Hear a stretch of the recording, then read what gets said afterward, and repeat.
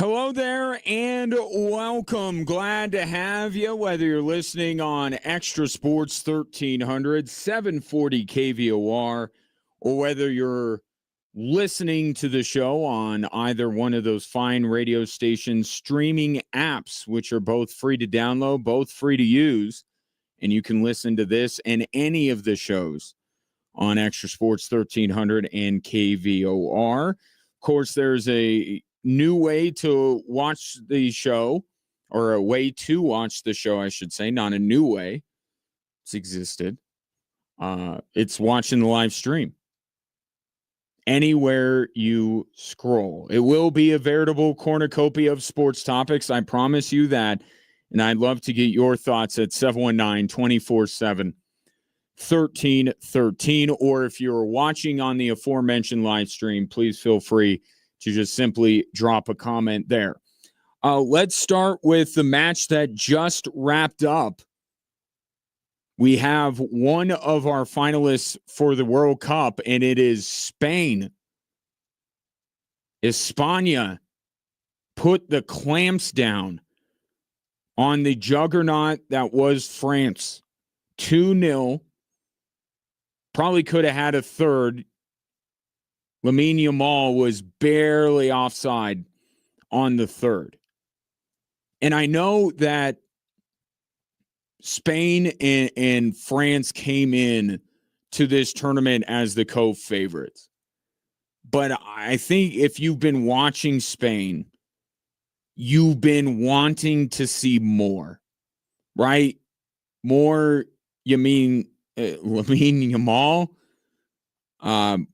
Just they haven't stuck out as one of the more impressive teams in the tournament, right? There's been so much star power and impressive play. Not to say that Spain hasn't been impressive, but you get what I'm fetching at here. You know, Mbappe and Haaland and Messi. Yamal hasn't been in that group in terms of his production. It's been very much about the individual stars in this tournament, and Spain, their biggest star, has not been putting up the numbers that some of these other players are. Now, is that on Yamal? No, because if you watch Spain, he has so much gravity that teams are just coming in and saying, they tilt the field towards Yamal. In Spain, to their credit, has taken advantage of that in all of their matches so far. Okay, you're going to throw a bunch of your players at Yamal. We got plenty of talent elsewhere, and we'll make you pay for it. But you pick your poison with a world-class team like Spain. But the result was, it was always, and Spain. Like you almost had to force yourself to mention them because they just haven't been talked about as much as England, as Argentina, as Norway, as France. And I kind of wondered if we were going to see Yamal and by extension Spain really pop. And I'll actually put it this way. I think they needed to. Right? I'm not critical of the way that Spain has played throughout the tournament, but they needed it. You watch them and they're like, you got to get more. You need Yamal. And today, I thought he was as impactful as he has been in any game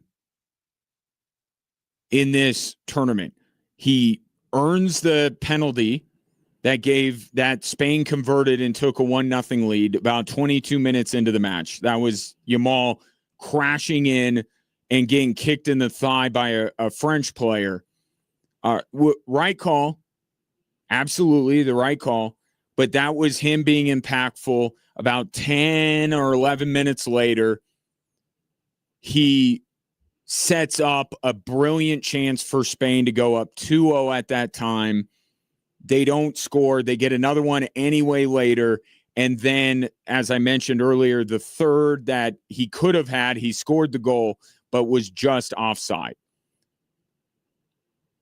So I thought Lamine Yamal was at his best today in the tournament, and by extension, Spain was. Right? That old adage of your best player's got to be your best player. I thought Yamal was today. But that allowed Spain to certainly ask a lot of questions of the French defense. And I think there were a couple of defensive breakdowns from France. The second goal was certainly a breakdown. Spain's player, all he did was follow his pass. I mean, that's like routine stuff. He passed it off and just made a beeline towards the goal, and the ball came right back to him, and the French defenders kind of fell asleep. So Yamal kind of unlocked Spain's full potential attacking, but the story to me above everything else, the way Spain had Kylian Mbappe in prison. I mean, they just had him in a straitjacket all afternoon long. And Mbappe kind of took an off-balance shot at the near post late in the second half when Spain was already up 2-0. And that was one of the only times I can recall Mbappe doing something of note. So, and that's Spain's bread and butter. They defend incredibly well. And I knew that going into the match, but I didn't. I think Spain took their game to another level to keep Mbappe from making any kind of impact today. That's the best defending I have seen from Spain in this tournament. I mean, we were talking about France being an absolute juggernaut, and they got nothing today. It was an incredibly impressive performance by Spain, and they rightly deserve to be playing in the World Cup final. And I'll stay consistent. I said this yesterday. I think they're going to win on Sunday.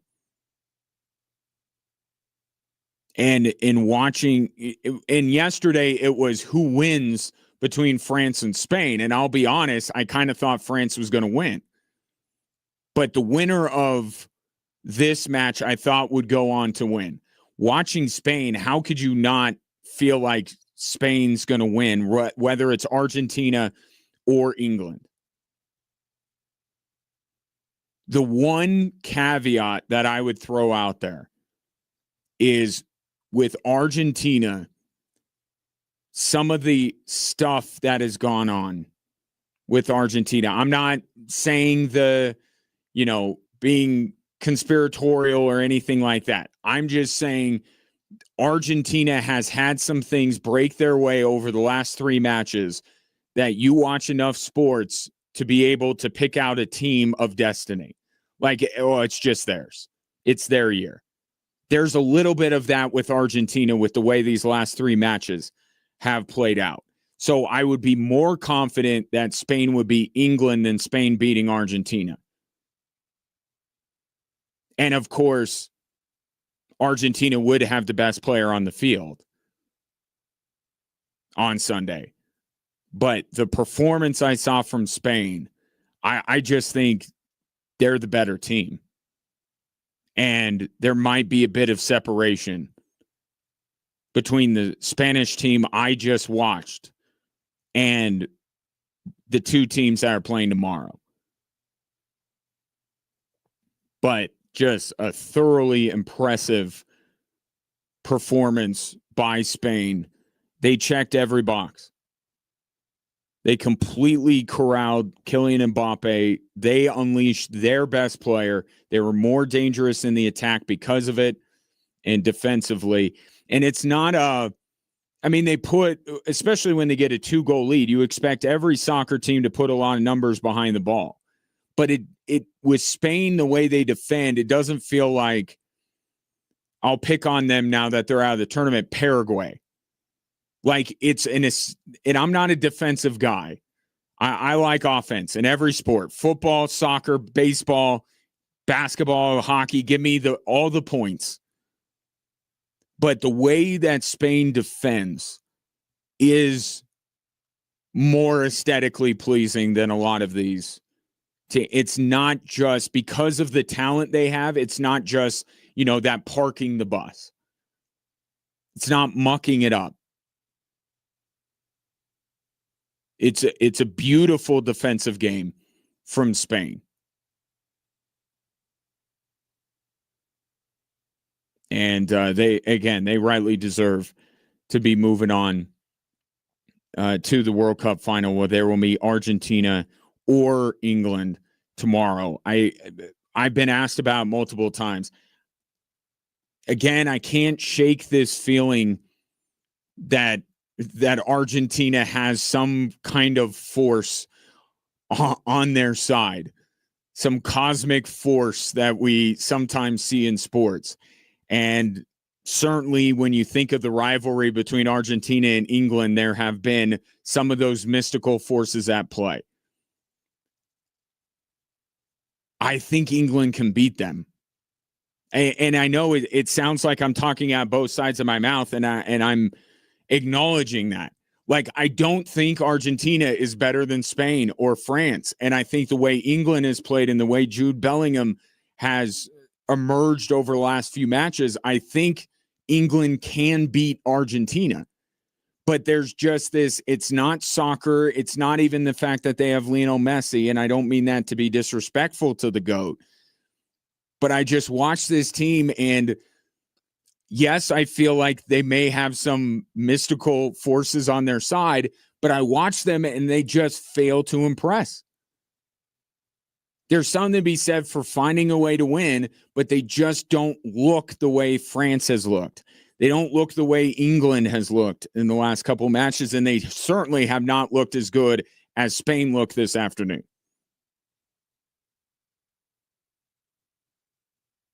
So the analytical part of my brain, the left part of my brain says England can beat Argentina.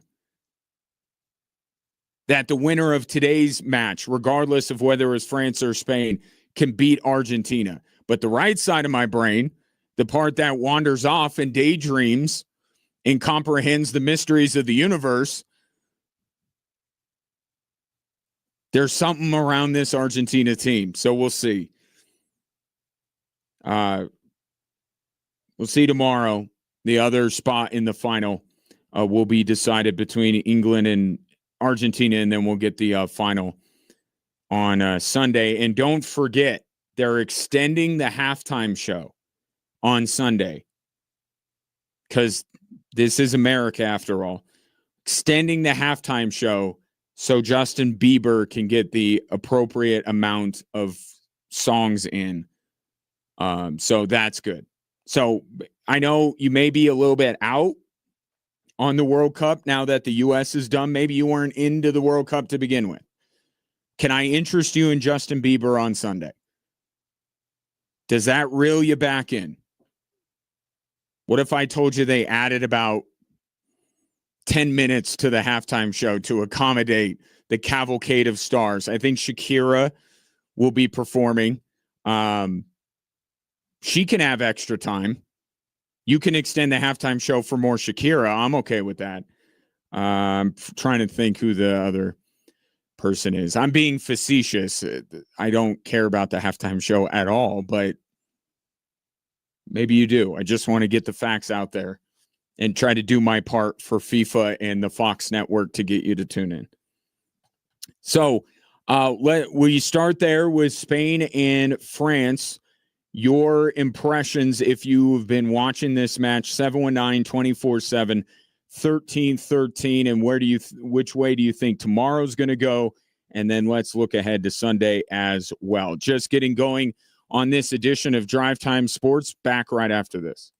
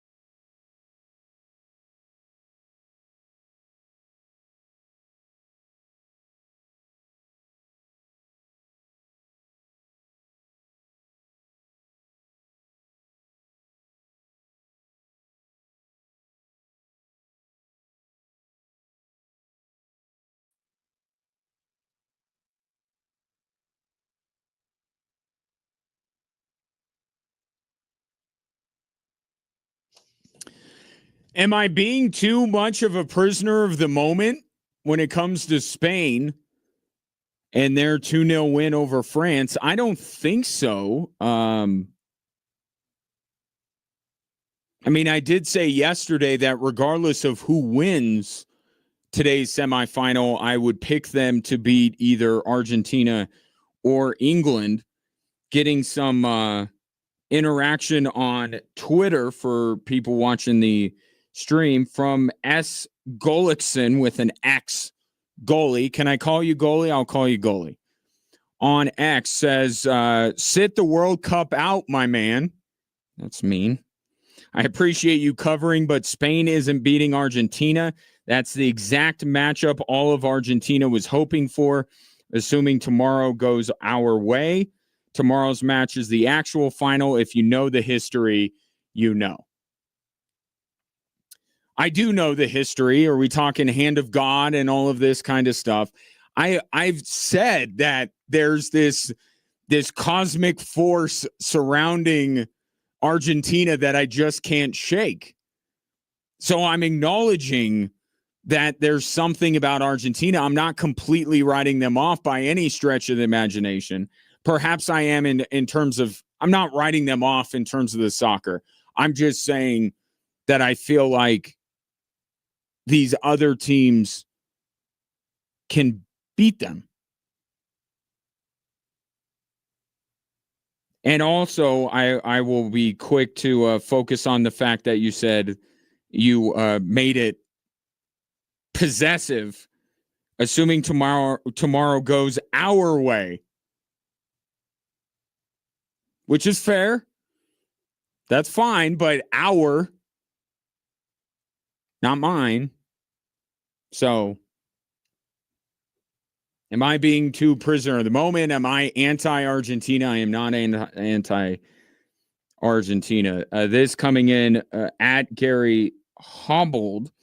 The 1986 game between Argentina and England was a long time ago, but I suspect bad memories of Maradona's hand of God goal still linger. Should be an awesome, hopefully colorful match. The earlier England game against Mexico was an awesome contest.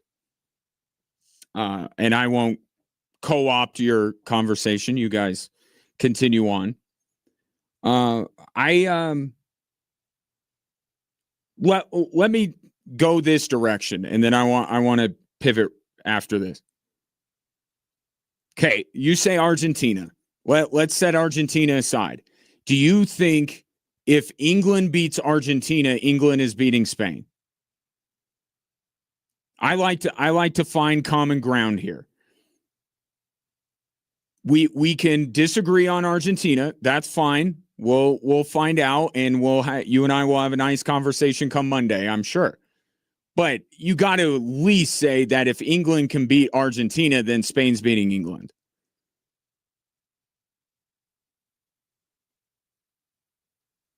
I'll stick with Spain. I'll stick with the winner of today's match. And by the way, for, the casuals, Spain and France were the co-favorites with Lionel Messi and Argentina in the field. So I actually don't think, as much as goalie thinks I'm hot taking it here, it's actually not that. I don't feel like it's a hot take because I've been riding with the co-favorite in France the entire tournament. And I've acknowledged that Spain is certainly a team to watch. I think today, my biggest takeaway, I think Spain took their game to another level than what I have seen previously in the tournament. And I think that can give Argentina some problems. But I don't want to overlook England. Hopefully it is a fun one, and it is controversy-free. We've had enough controversy in the World Cup the last week and a half. We don't need more. Speaking of which, you'll hear from Flo Balogun, who spoke on being allowed to play against Belgium. He was on CBS Mornings. But I want to shift, as promised, over to gridiron football. I brought up Jeremy Fowler's ranking of the top quarterbacks in the league. He interviewed executives, coaches, and scouts to put together a list of the top 10 quarterbacks. And a couple of the things that stuck out to me were that Sam Darnold wasn't in the top 10 and that Lamar Jackson had fallen, to 6? So he's behind Allen, Mahomes, Stafford, Burrow.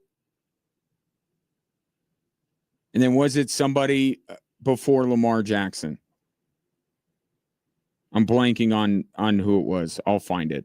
But at any rate, it stuck out to me that Lamar was as low as he was. I mean, 6 isn't like blatant disrespect, but it looks a little low to me. And then the NFL's top 100 came out, or is coming out. They are rolling it out. Lamar Jackson was ranked 69th by the players, right? NFL top 100 is the players. And I'm like, that's low. And then I saw who came in right before him, Courtland Sutton of the Denver Broncos. Courtland Sutton is better than Lamar Jackson? Because it's hard when you see a guy with a number by their name, you're like, that it seems low. That seems 69th seemed way low for Lamar Jackson. This guy a year ago, put up arguably the best statistical season in the history of football. And a year later, he's the 69th best player in the NFL. Or even if this isn't, best players, if this is just rating them on last year, Lamar Jackson didn't have the 69th best season of any player in the NFL. So that already seems wrong. And then Courtland Sutton slots in right above him. What are we doing? What is this deal with Lamar Jackson? Why is Lamar Jackson like Josh Allen in over the last few years? Josh Allen has done everything that he can to get Buffalo to a Super Bowl. Their playoff exits before this past year were not on, the blood was not on Josh Allen's hands, right? This year, it absolutely was. Like Josh Allen was the biggest reason why the Buffalo Bills lost that football game to the Denver Broncos. And not only does he not drop in the rankings, we don't know where he is in the NFL top 100, but he doesn't drop in Jeremy Fowler's list amongst NFL people. He doesn't drop, he elevates. But Lamar Jackson, because what? Goes to the 6th best quarterback in the league, and in terms of how the players view him, he's 69th best player in the NFL, and Courtland Sutton is one spot above him. The Broncos just brought in Jalen Waddle because Courtland Sutton is not a number 1 receiver, but yet he's better than the number 1 quarterback on the Baltimore Ravens, one of the, I think, 3 best quarterbacks in the NFL, at least taking Jeremy Fowler's list, one of the 6 best quarterbacks in the NFL. Like, what is the deal with Lamar?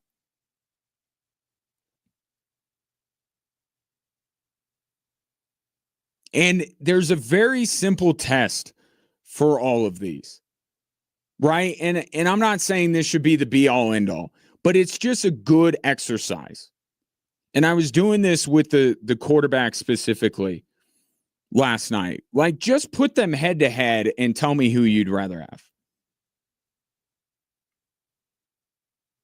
It's like the Office where they have the debate over Hillary Swank and whether Hillary Swank is hot. Right? Jim does it the right way. If Hillary Swank shows up, do you think she's hot? If Lamar Jackson is your quarterback, are you like, I love that this dude's my quarterback?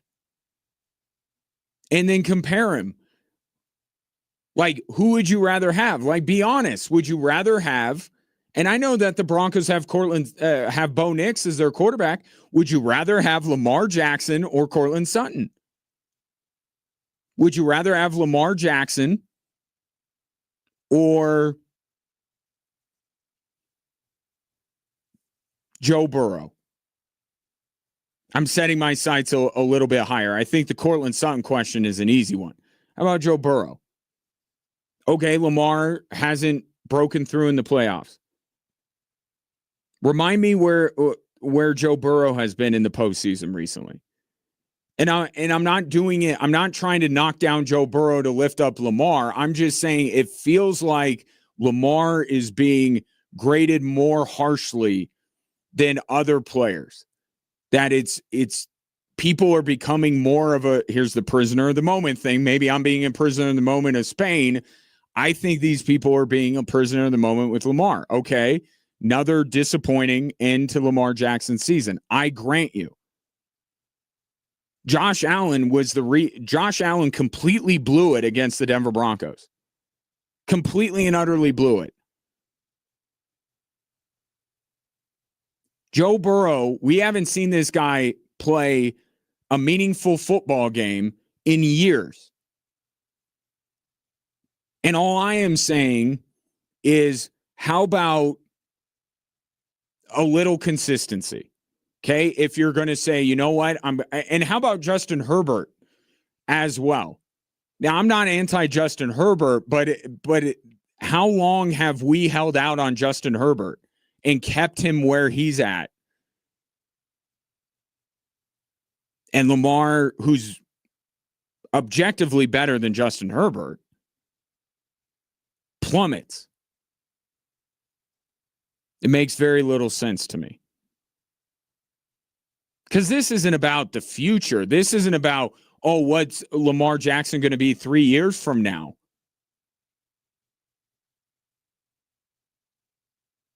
It's what he is right now. I'm not saying you have to put him number one. And again, I'm fine with keeping Joe Burrow up there because I think if Joe Burrow is healthy, absolutely. If you say, who do I want to win a football game tomorrow? I think the list is Mahomes, Stafford, Burrow. I'm just saying, if you're not going to hold Joe Burrow's availability against him, you're not going to hold Josh Allen's playoff exit against him, why are you doing this with Lamar Jackson?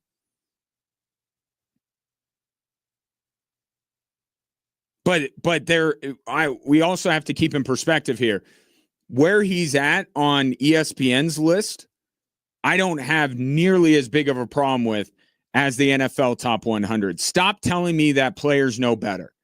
They focus on their own team and their own opponent, and I'm sure that many of them, the minute they leave the practice facility, do not think about football one bit.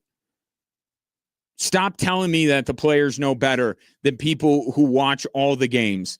Media, some, fans. I think there are more intelligible fans when it comes to ranking players than some of these players in the NFL. Lamar Jackson is barely in the top 70 players in the National Football League, and Courtland Sutton is the next guy up. Be serious. I had a mild problem with the ESPN's list of the quarterbacks. I got a huge problem with the NFL Top 100, but that's nothing new because I look at the NFL Top 100 every year. I'm like, what are you guys talking about? For all the athletes always say, well, these people don't watch the games or you don't understand. I don't know that you watch the games. which is okay because you're focused on yourself. But you got to be honest. Did you watch all of Lamar's games?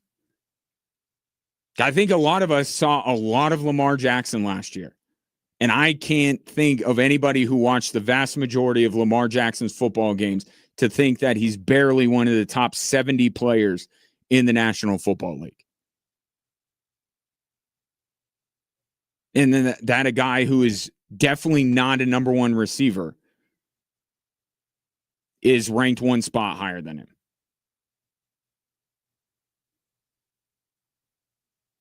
Really bizarre to me that everyone seems to be out on Lamar. But here's a prediction.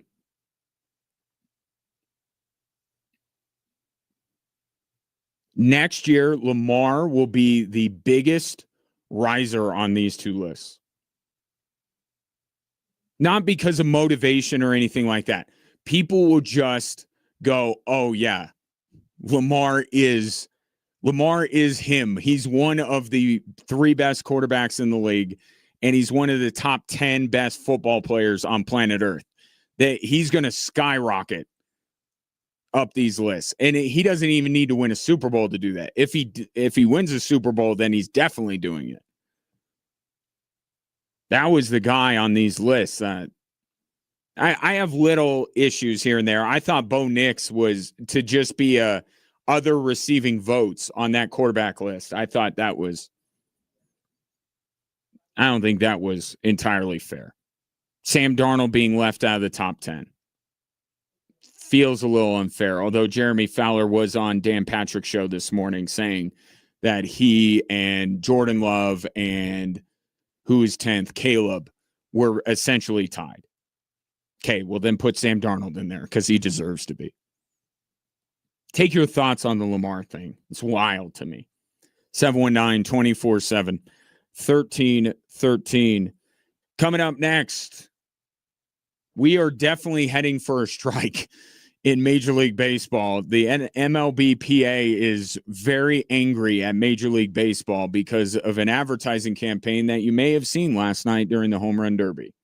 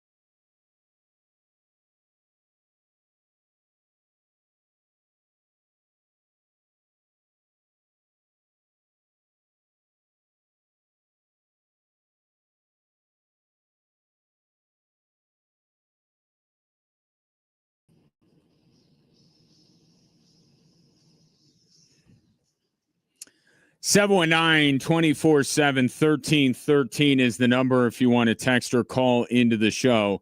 I chuckled at this text from Aaron. I think it's a really good one. And he may be onto something. He says, winner of Spain versus France will definitely win, being the World Cup. Signed Spurs versus Thunder. We did do that, didn't we?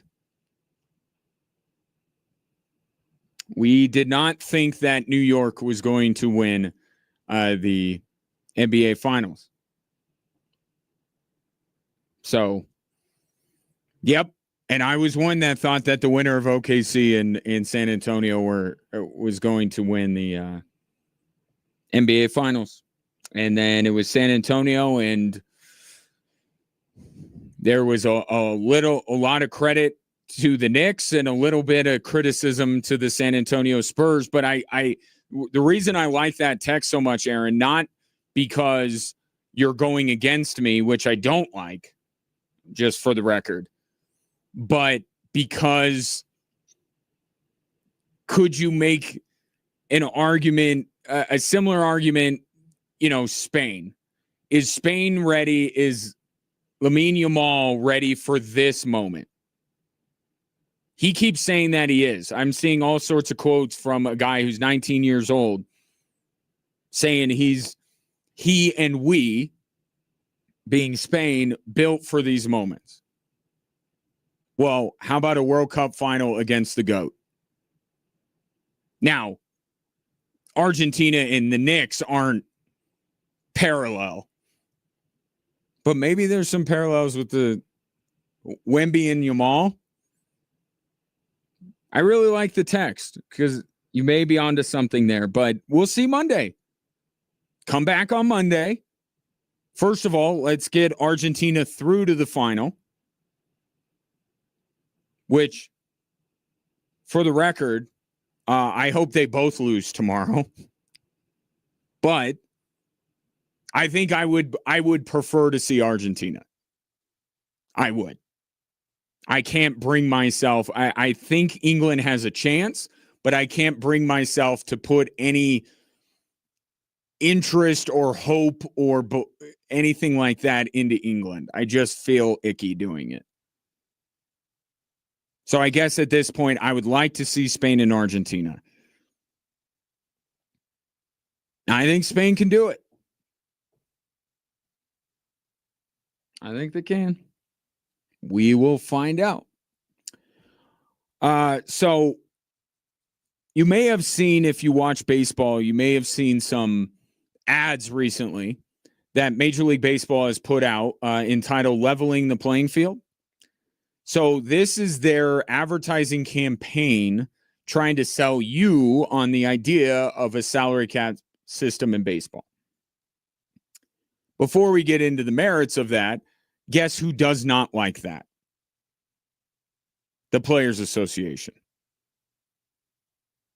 The Players Association would like to continue the business of the Yankees and the Mets and the Dodgers spending $1 billion on two players. They very much like the system that is in place. So they have pushed back. They've gotten a little bit upset over the whole thing because I think both parties agree. And it's funny that I think they agree, and yet they're going to torpedo this very thing next baseball season.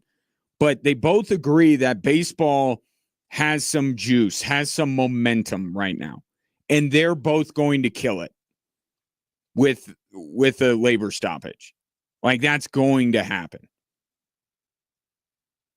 But now one side, the MLBPA, is saying, you finally got the train back on the tracks, Rob Manfred. Things are good in baseball. We're going the right direction. Why have this revolutionary change and potentially screw that up?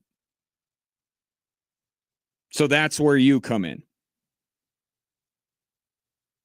Would a salary cap system, forgetting the logistics, like the Dodgers, and I think when we talked about this last, I think there's like 5 or 6 teams that would have to do some housekeeping in order to conform to the new salary cap system based on the numbers that are being projected. But beyond that, okay, bigger picture. If you are getting back into baseball, if you've been into baseball this whole time, are you in favor of a salary cap system? Now, I throw in two things into the mix here. One, there has to be a floor, because I think baseball owners are some of the cheapest cheapskates you will ever find. So there needs to be a floor. And there is in the proposal from Major League Baseball. So that checks that box. I think a cap system is what's best for baseball. And my reasoning for that is baseball at its core is a regional sport. Okay, when you have the national interest of the NFL, when a sports show located in Colorado Springs, Colorado, spends a segment talking about Lamar Jackson getting screwed over on these player lists, that tells you the power of the NFL. You're watching Buffalo Bills games, you're watching Ravens games, you're watching Broncos, Kansas City, New England. You're watching teams that span from sea to shining sea. Okay, and the market really doesn't matter. Okay, so they're kind of outside of this conversation. The NBA, because they are so, and I think Adam Silver is trying to move it the other direction. But for a long time, basketball has been a national sport because it's been about the players more than the teams. Even though that is a sport ruled by dynasties, you don't think of you think of Steph, you think of LeBron, right? It's still very individual-centric, player-centric, although the NBA is moving the other way, and I've stated I don't know that it's the best that they're going this way. Because I think when you have national appeal, when your markets, when your regionality you're not as dependent on regions as, say, baseball or hockey, you probably shouldn't try to move it that direction. Baseball and hockey, I feel, are very similar. Okay, baseball more popular than hockey, certainly. But I think both leagues where they're at, I do think that they are very regional. Meaning, if the team in your market, and we know this better than anybody, if the team in your market is absolute trash, are you going to watch as much of that sport? And I think the numbers will tell you, attendance figures, television numbers in Colorado will tell you the answer is no. But conversely, if the Rockies are good, then we go baseball crazy in this state. And I don't think Colorado is unique. So what's one of the tried and true ways to try to ensure that your sport is relevant in as many markets as possible? Exactly what this marketing campaign is called. Leveling the playing field. Parity. You have a salary cap. In theory, this is where I go away from the Rockies because they're a unique case. But I think there are a lot of baseball markets in this country that may be down right now that feel, how about Pittsburgh? Pittsburgh's usually a good one, right? They got some pieces there that you feel really good about, right? Paul Skeens being chief among them.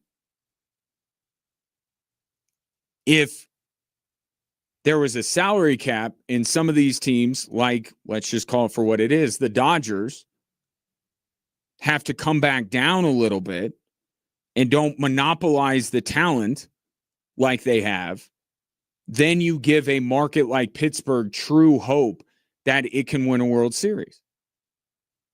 because the numbers will tell you to get into the postseason, you got to pay for that.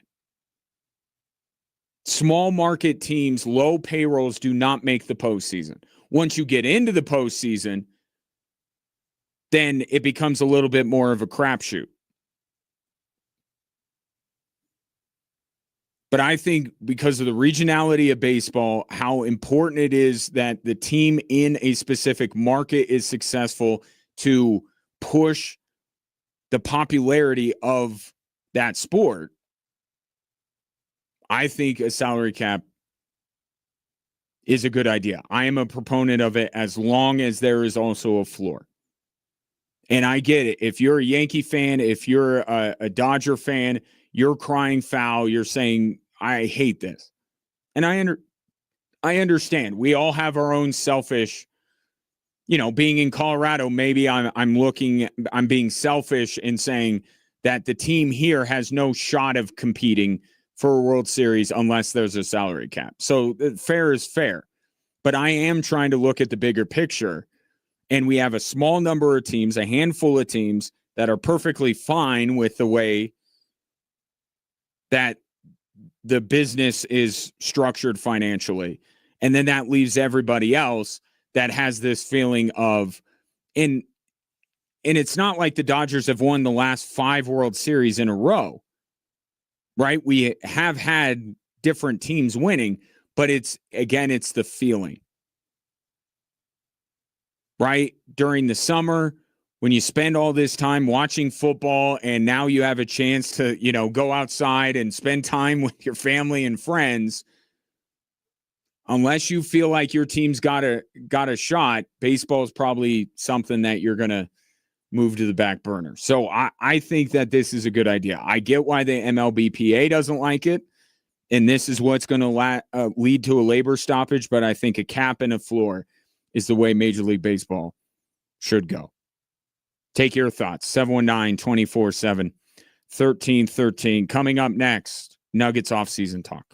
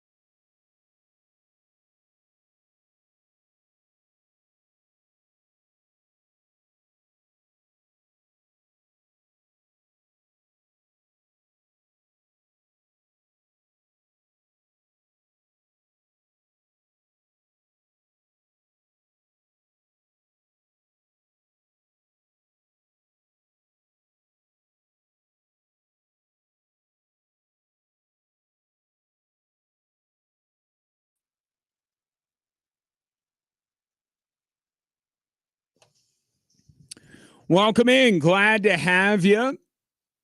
Appreciate you listening to the show. Also appreciate you watching the show. Anywhere you scroll, follow at Extra Sports 1300 at 740 KVOR. You can follow me and tell me how insane I am for saying that Spain is going to beat the winner of tomorrow's semifinal between England and Argentina. I am at Gingerly Tweets on X, at Gingerwatch on Instagram and Threads, and not on Threads, but the other places you can certainly watch the show if you follow me there. Got to talk with Zuckerberg about that. Streaming the show on Threads. Because I think that would be the final infinity stone. We got Facebook, we got YouTube, we got Twitch, we got X, we got Instagram. The stone in the middle of the infinity gauntlet would be Threads.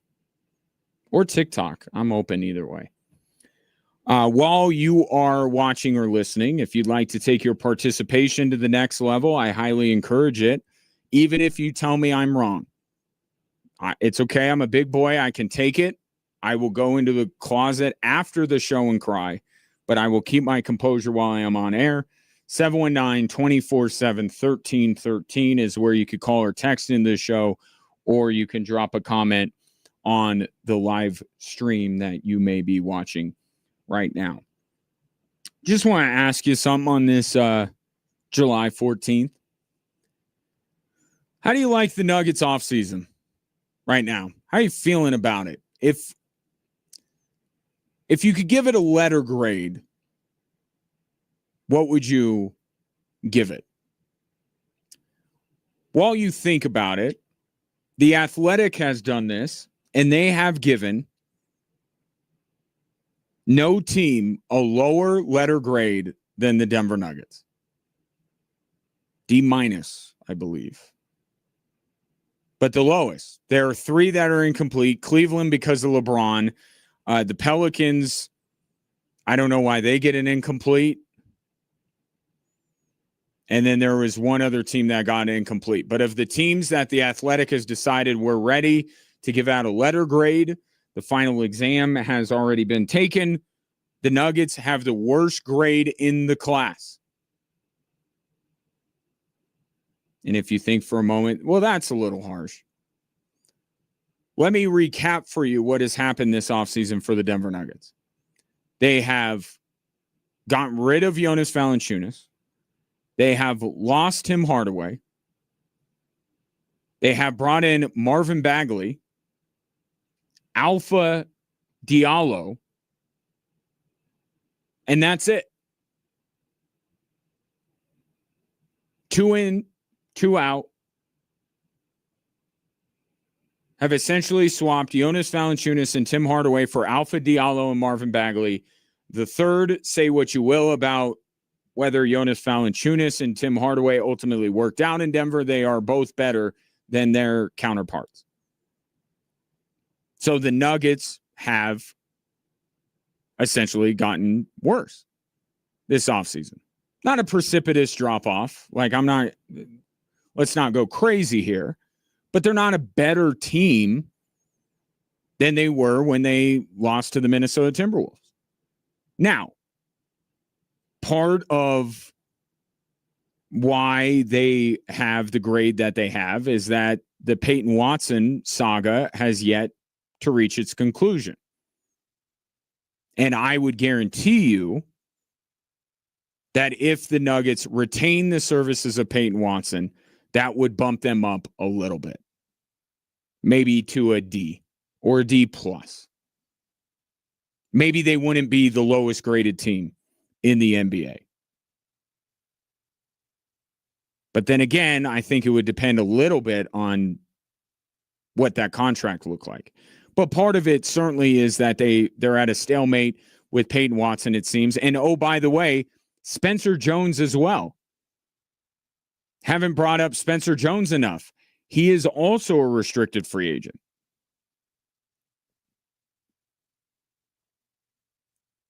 And I just want to prepare you. Jonathan Kuminga The longer this goes, the more the Peyton Watson saga looks like the Jonathan Kuminga saga. And the Nuggets can say that they love Peyton Watson all they want, but if they're not locking him up to a deal preemptively, it feels a little Jonathan Kuminga-like. Jonathan Kuminga did not sign his extension until the last day of September. And Peyton Watson and Spencer Jones both have until October 1st to agree to the qualifying offer. Now, we don't know what the Nuggets are even offering, but I'm just giving you the timeline. We're in the middle of July, and this thing doesn't have to be figured out until late September. So, yeah, I don't know if Spencer Jones and Peyton Watson's future with the Denver Nuggets will be decided here in the very near future. So that's part of it too. Now, I have to say that the Nuggets have the hammer here a little bit when it comes to these two players. They are restricted free agents, and the Nuggets could theoretically just give them the qualifying offer. They don't have to go above and beyond that. I don't think that they're going to, because they have a long-term vision for certainly Peyton Watson, but in theory, they could just do that. So that is something going for the Denver Nuggets, and that's what I caution against. Okay, I'd like to see Peyton Watson multiple years in Denver as well, but I have a number. And there's going to be a point where if they pay him Christian Brown money or above, I'm going to go, I don't know that this was worth it. But if they can retain Peyton Watson and Spencer Jones at a decent price, I think that makes their offseason a little bit better. But still, those are two guys that they had last year. So are the Nuggets better? Do you think, at the very least, you have to, at that point, bank on internal improvement? Spencer Jones being a better player, Christian Brown bouncing back, Peyton Watson either being more consistent, being what he was for a month, for an entire season, plus the health of Peyton Watson, plus the health of Aaron Gordon. It's a lot of internal things that the Nuggets are relying on to all hit, by the way. I don't know that they can just get one. I don't know if Christian Brown looking like Christian Brown of old is enough. I don't know if Peyton Watson simply being healthy is enough. I think they have to hit everything before we can have a conversation of whether they're able to knock off the Spurs or the Thunder in the West, and we won't even know that until the playoffs roll around.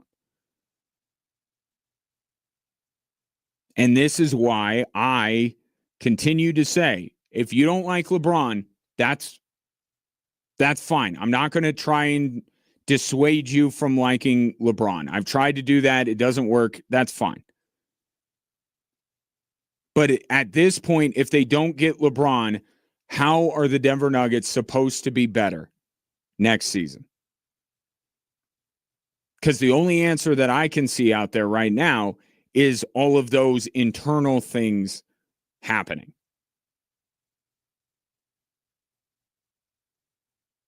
Which would mean you would have to come away from the Minnesota Timberwolves series saying that the Nuggets could have won that series with that team. Just for consistency's sake. I think there was a lot of feeling after the Nuggets bowed out of the playoffs that this team wasn't good enough. They haven't gotten better. And that's where LeBron comes in, because he would make them better. I think we could all at least agree that from a basketball perspective, LeBron James makes the Denver Nuggets better. You may think not enough to justify it and for you to have to put your your vitriol towards LeBron to the side, and that's fine, but the Nuggets are a better team with LeBron than without.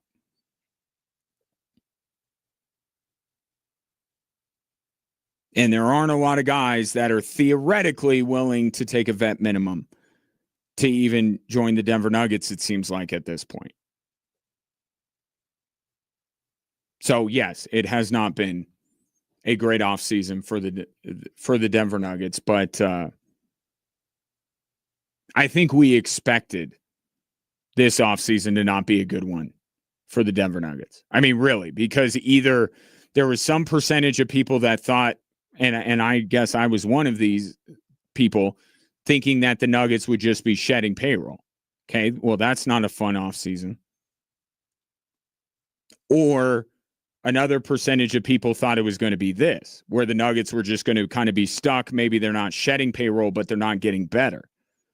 There is a very small sliver of the population that actually believed that the Denver Nuggets were going to be on paper a better basketball team going into next year. So I guess we were somewhat prepared for this. But the Athletic giving their lowest letter grade of any team in the NBA to the Denver Nuggets for their offseason. But let me, since I brought up LeBron, and no, nothing to report, but I've been saying from a basketball perspective, I don't think it gets better as a landing spot for LeBron than Denver. And I've been the conversation has been very much about, well, you know, what gives him the best chance to win a title? What would be the best basketball fit? It's all been very positive. I was thinking about this today. Why wouldn't it be Denver? And I think you could do this exercise with a lot of different places. I think Minnesota can kind of do this, because I think Minnesota and Denver are very similar in that they are really good basketball fits. They are two teams that you could see contending for a title if they were able to add LeBron James. But the sentiment is, oh, he's not going there. So why? I mean, he's put out that, or Rich Paul has put out, it's about basketball. It's about basketball happiness. Why wouldn't it be Denver?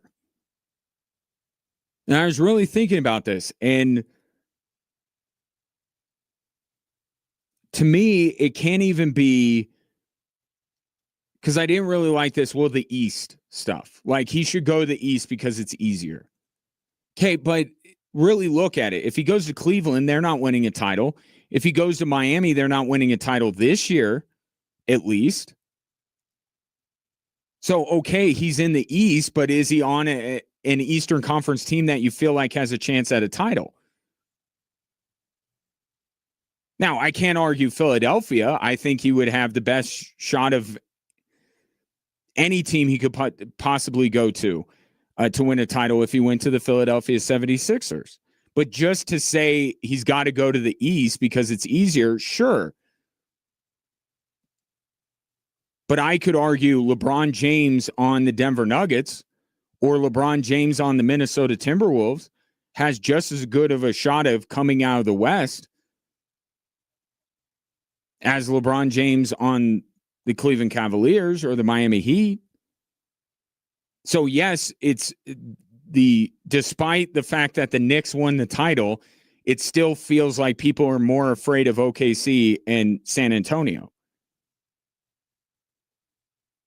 But I don't. If he goes to Philadelphia, then it's that. What's the shortest distance between LeBron and another title? It's him going to Philadelphia with the roster that they have put together. But all of these other places, I don't feel like give him an infinitely better chance of winning a title than Denver does. So it can't be that.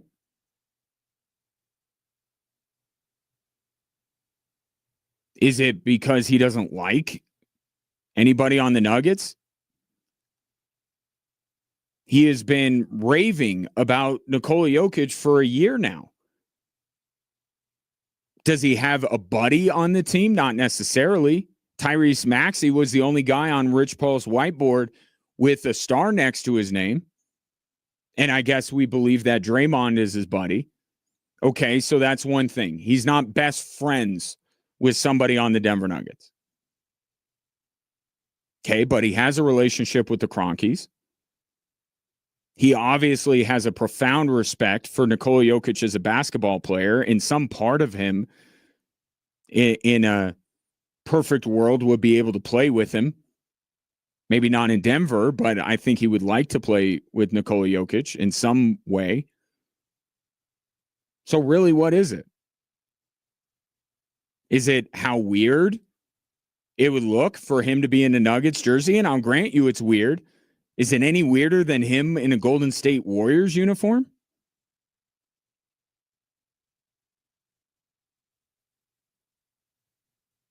Is it the only things I can think of that it could definitely be? One is if he decides on Golden State, well, Denver can't contend with the proximity to Los Angeles and LeBron James's family. Same with Cleveland. If they decided to move, his wife and daughter or whatever, move out to Cleveland. So geography could be one. And then the city, if he doesn't like Denver for whatever reason, and then the Nuggets diehards, the ones that are really in with the Nuggets day in and day out, the practice facility.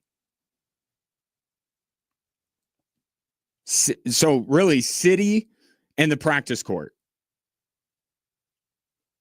Right? Either Denver as a city he may not like, or Denver's too far away from his family. And then the facilities. And I have heard that, and you have as well from a lot of people's reporting, that the Nuggets practice court on the third floor of Ball Arena is a hindrance to potential free agents. It seems a little bit beneath. And that was the first thing that Michael Porter remarked on when he showed up in Brooklyn was their practice facility. So it's a thing. It's just, does that ultimately make the difference? So as I go through it in my head and say, okay, enough of why would he go to a place like this? Why wouldn't he? I don't think there are a lot of reasons why he wouldn't. But I don't feel like he is coming to Denver. So maybe those reasons will end up making all the difference. But I've said this before. Whether it's Denver or somewhere else, I could use some different. Right? Miami, Cleveland, really? Going to do that again? Do something different. That's what I would like to see if LeBron doesn't come to the Denver Nuggets. But one thing I will say here in terms of the waiting game we're all playing with LeBron James right now. If it's not Cleveland, he better make a decision soon. Because I'll say this about LeBron. Like every place that is rumored with him will be somewhat disappointed if they don't land LeBron James. But the negative impact of him not coming is far greater in Cleveland than anywhere else. If he doesn't come to the Denver Nuggets, many Nuggets fans will rejoice because they hate the guy.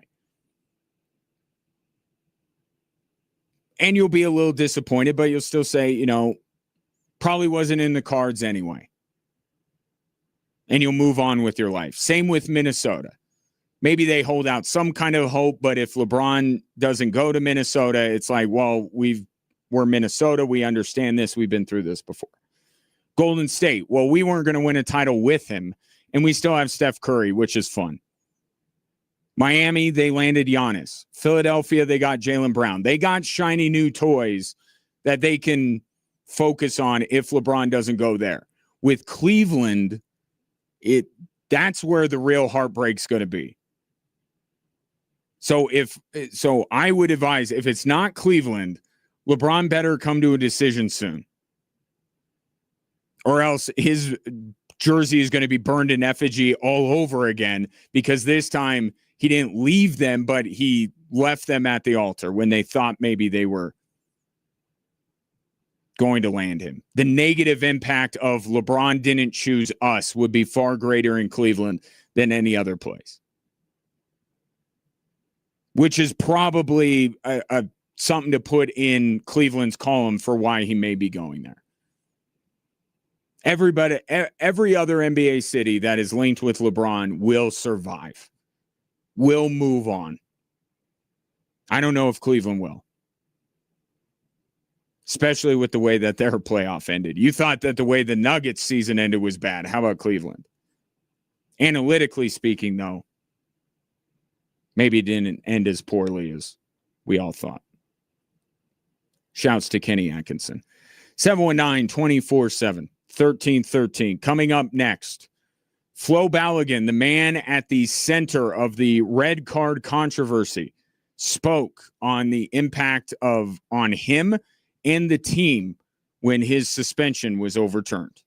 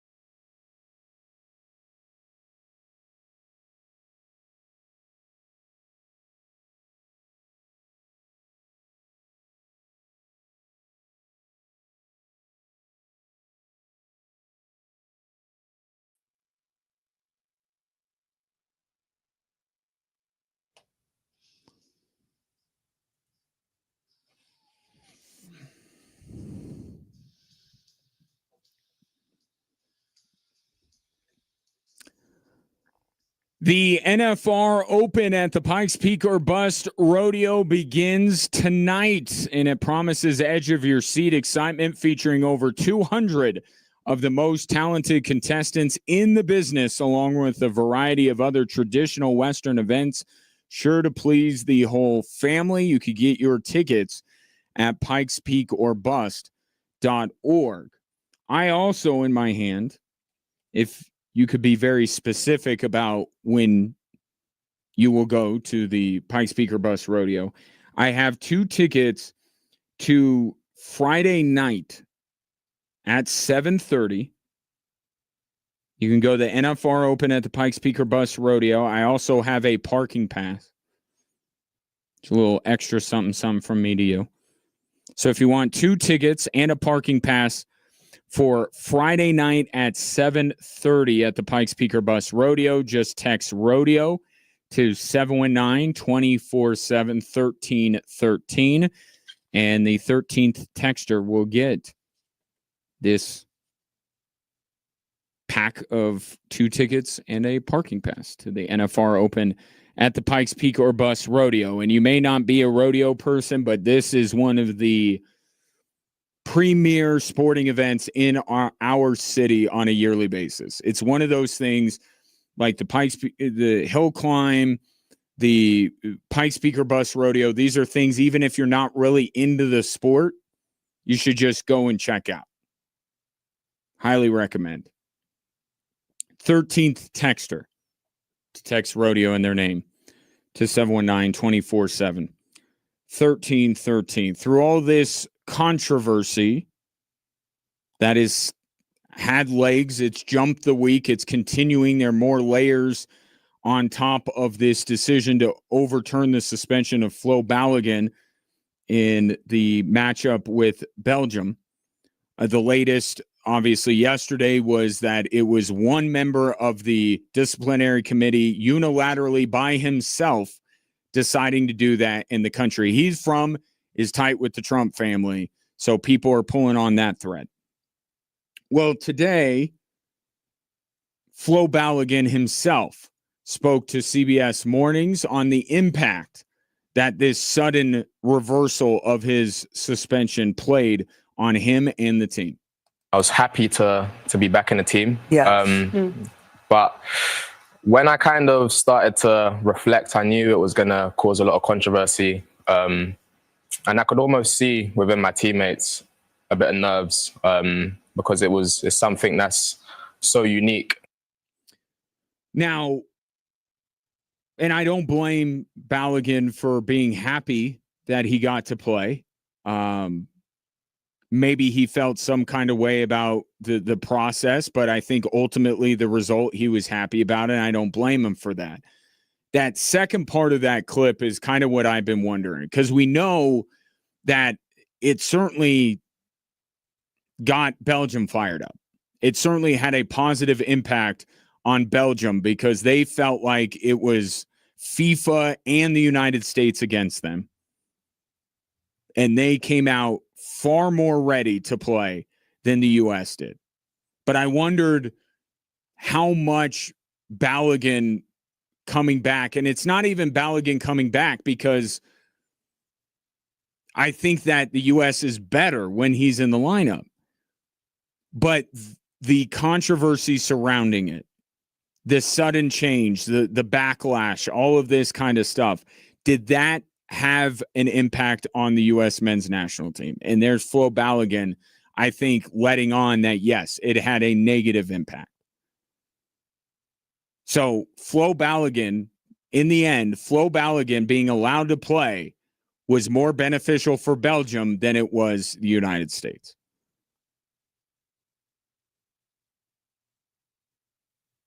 And another reason why politicians should not interfere in sporting matters. But I do want to say this along with this. Yes, it could have a positive impact on Belgium because it'll fire them up. It could have had a negative impact on the U.S. men's national team because they were at the center of a controversy they did not intend to create. But if you remember that performance, I don't know that either of those things leads to what we saw. Meaning, if the U.S. was so jilted by all of this, so shook by the controversy and the reaction on social media and all of this stuff, to where they played as poorly as they did against Belgium, then they probably weren't even close to the team that they appeared to be throughout that tournament. I understand it can have a little bit of nerves, certainly could lead to a shaky early start, and you had that. I can't imagine that after Matt Freese made that initial save, everyone's obviously focused on that huge mistake he had that led to a Belgium goal later in the match. But early on, he made a phenomenal save. That should have been the moment where the U.S. is like, okay, we are a little shaky, a little nervy because of this whole thing. Matt Freese picked us up with a huge early save. Now we're locked in. That never happened. They never recovered. A thing that should have fired them up and locked them in did not. So if this is, and I'm not saying that Flo Balogun or anybody on the U.S. men's national team is saying that was the reason. But if it ultimately was the reason, then this speaks to a fragile mentality, because I was against the overturning of the suspension. I thought it wouldn't do the U.S. any favors, and I get it. It threw a wrench in their plans. But I still felt strongly enough about this team and what they had shown me that I thought they would at least be able to put it to the side after the first few minutes and lock in. If this upset them so much that they played as poorly as they did for 90 minutes, then they just weren't the team that we thought we saw early in the tournament. You got to be able to overcome that. Right? At the end of the day, you still had one of your best players in the lineup. You ultimately benefited from this. At some point, you got to play well enough to make that be a benefit.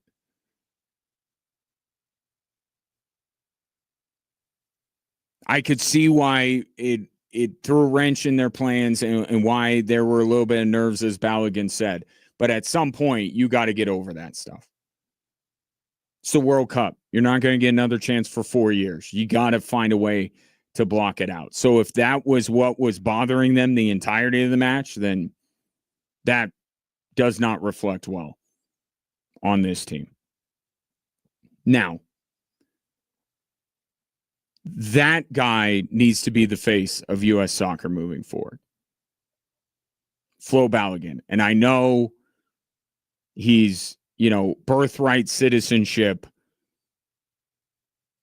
So, the great thing about Christian Pulisic or some of these other players is that they are,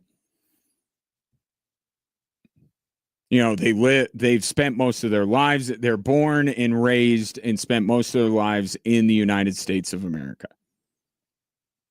But I think Balogun, with his performance and the way that he has handled everything, and including on this morning's interview, I think that he is a great person to make the face of U.S. soccer moving forward. Now, there can be others. I think Weston McKennie's great. There can be a lot of players that you market, and maybe that's the problem for U.S. soccer, is that they put all their eggs into the Christian Pulisic basket, and they should have diversified a little bit.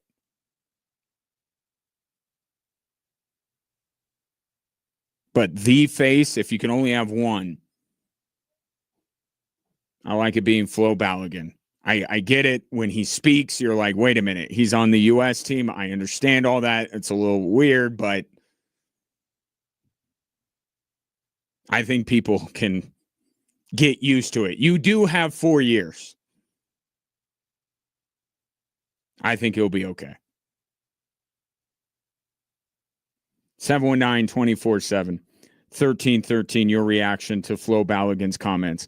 Coming up next, there is another wrinkle in the Kawhi Leonard investigation. The investigation is growing, which tells me we're not even close to getting a conclusion, which where does that leave the Raptors and the Clippers? I'll tell you what this new wrinkle is coming up next.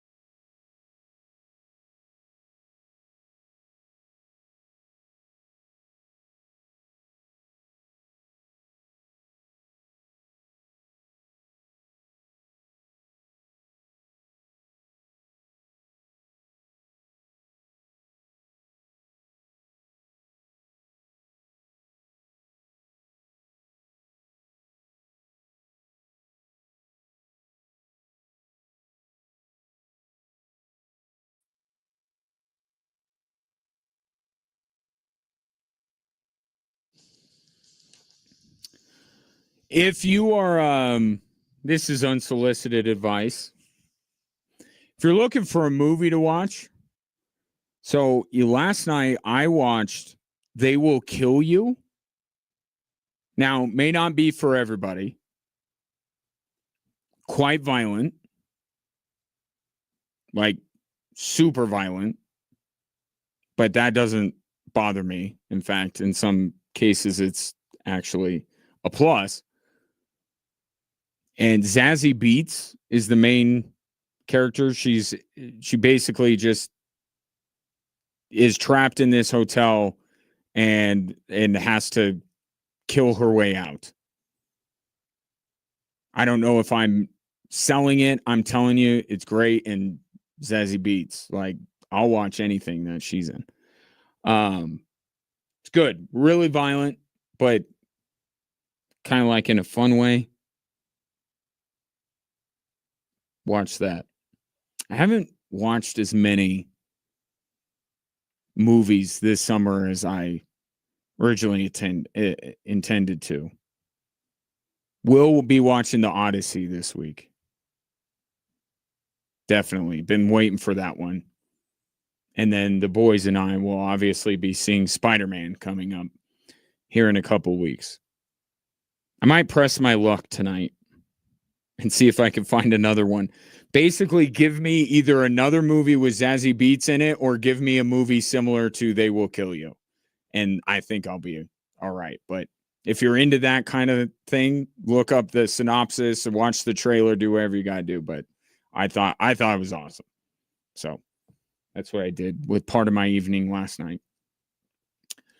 Hard pivot back to sports. So The Athletic is reporting that the Kawhi Leonard investigation is expanding.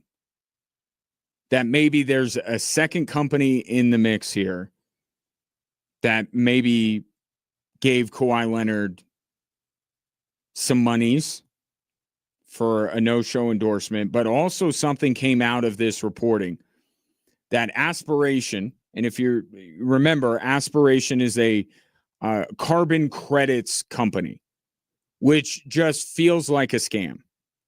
Like, I know it exists and I get the purpose of it and I'm kind of behind the mission statement, but it sounds like a front for something. It sounds like a scam. We are going to plant trees to offset carbon emissions from airplanes. Right? That's essentially what Aspiration is. Well, The Athletic is reporting that Aspiration tried to put together a marketing campaign with Kawhi Leonard in which, and this is why movies were on my brain, Kawhi would essentially be depicted as Groot from Guardians of the Galaxy. The mock-ups of this are horrific. They will haunt your nightmares, but they are all over social media if you want to check it out. But apparently they looked at it and said, this won't work. And then they just put it to the side, which I don't know if it means that everybody is guilty for what they're being accused of, or does this count? Like, we tried to put together a marketing campaign. We tried to make Kawhi Leonard Groot. It just didn't work.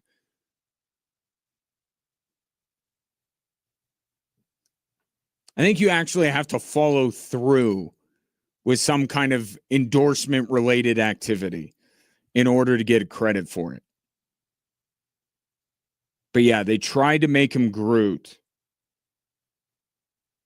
And then it ended up on the cutting room floor.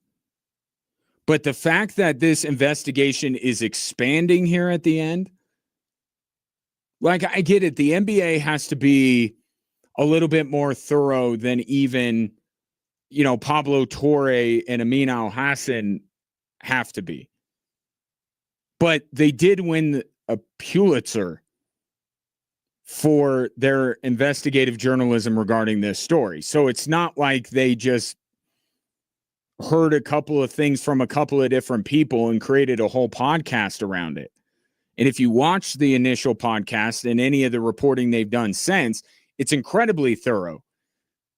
They have multiple sources within Aspiration. They're pulling all of these court records. They're following the money. Like, they did this in like a month, and the NBA is going on a calendar year without coming to a conclusion. And I have to ask myself and put up my Brian Windhorst fingers, why? What's going on in the NBA? Well, it is, I got to imagine, a little bit more difficult for the NBA to be, punishing and going after one of their member institutions, as opposed to Pablo Torre, who is a journalist and has no, allegiance or loyalty to an organization. Now the NBA should not, be beholden and sweep things under the rug. But I can't help but look at this and go, are they dragging their feet because of the ramifications? Steve Ballmer is one of Adam Silver's favorite owners. Are they measuring 8 times and cutting once here? Are they being held to some higher standard? Or could it be that they are investigating somebody internally and maybe, I don't know, maybe they're not getting the cooperation, maybe they're dragging their feet a little bit. I mean, the mind wanders when you're like, how can 2 journalists have this entire thing front to back, seemingly to be laid out perfectly in a couple months' time, and the NBA take up to 12 months? I hope it's just like some extra level of burden of proof that they got to get to. But it seems like this is taking way too long. And now, if the Athletics reporting is right, and I have no reason to think it's not, if you're expanding the investigation, that doesn't mean it's getting over sooner, right? And you might be over the whole Aspiration story, but Kawhi Leonard is supposed to be going to Toronto. Grady Dick, Brandon Ingram, and draft picks are supposed to be going to the Clippers. Like, there's one of the more significant moves of the offseason that's being held up by this. And I get we're only in July in terms of next season, right? We got time for next season, but it's like you've been at this for 11 months. So, I mean, there are 2 franchises that are kind of twisting in the wind a little bit here. And for Toronto with the Clippers, not that this matters a ton, but the Clippers aren't making this move to get closer to winning a title. The Raptors did make this move to try and get closer to a title. And I think Toronto can be a little sneaky in the East. Because whenever you have Kawhi Leonard in a series, you might have the best player in the series when he's right. So I actually like the move from Toronto's standpoint to take a swing here. But like, Toronto's making this move to try and win. Clippers, a team that's rebuilding, I don't feel as bad for in terms of, them twisting in the wind a little bit. Like, you don't have any plans to compete this year anyway, but the Raptors do. And they kind of need Kawhi Leonard to do it, at least in their mind.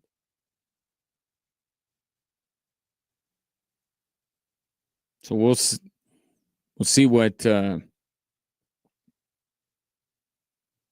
happens here with this. But the Athletic reporting that the investigation is expanding regarding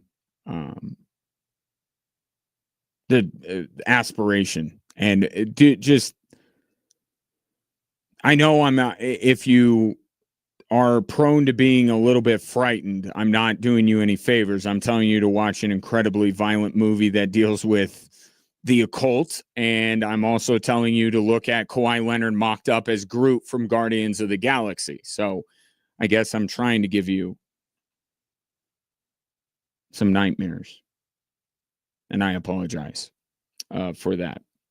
We did get our rodeo winner, by the way. So, and I sent a text. So if you didn't get a text back from me, don't worry. More chances. I have more tickets, more parking passes that I will be giving away the rest of this week to the Pikes Peak or Bust rodeo. And if you want to go tonight, pikespeakorbust.org is the place where you're going to want to do it. Do want to take a moment to tell you about Game Day Men's Health. You know, about 6 weeks ago, I started working with Game Day. You know, being over 40 now, like I am. By the way, I just realized that I am the same age as Bill Lumbergh is in Office Space. I watched the movie with my kids the other day, and like something, it may have triggered a midlife crisis. Thankfully, I'm working with Game Day because they help me feel younger than maybe I feel knowing that I am the same age as Bill Lumbergh from Office Space. But went in there, got my levels checked, went through a conversation and answered some questions about, you know, what I'm kind of looking for. And I was kind of looking to get through the day. Still very busy, right? I do this show. I got 2 sons. I got games that I broadcast. I need to make sure that I'm pushing through the day, and they suggested some treatment to help me, and it's been going great. So I went in there the other day, and I said, what else you got? I said, how about we focus on my sleep? My mind's running a million miles an hour.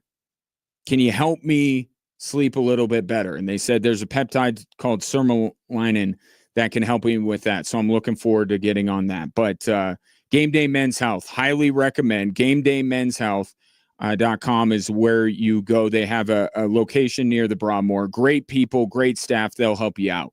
Game Day Men's Health.